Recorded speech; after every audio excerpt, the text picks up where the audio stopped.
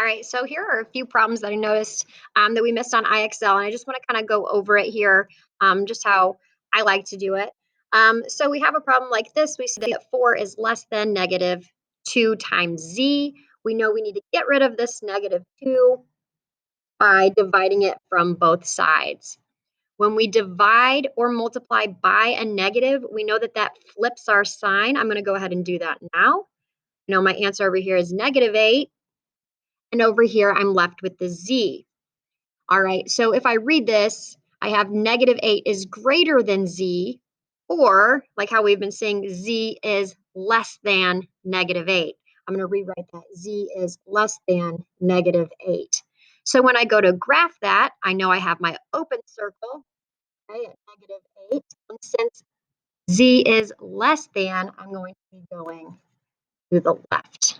Okay, so there was a double flip there because we divided by a negative, and then I wanted my variable on the left-hand side. I like to do that so this matches up with my arrows and I know which way my graph goes.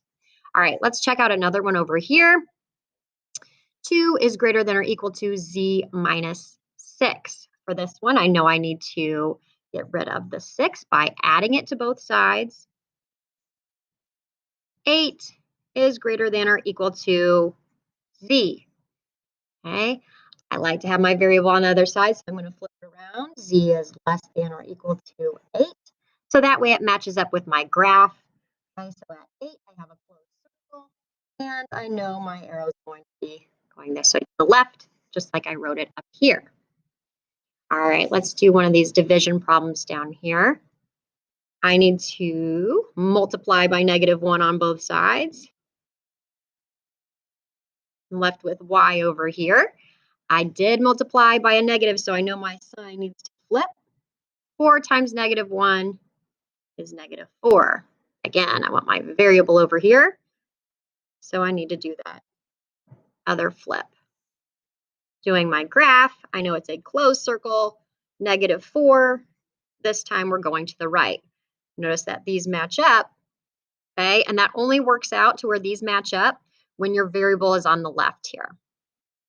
All right, one more. Okay, I need to get rid of this 3 by dividing. Notice that I'm dividing by a positive number, so there's no flipping the sign on this first step here. Okay, so then I get negative 1. I'm flipping the variable to the other side.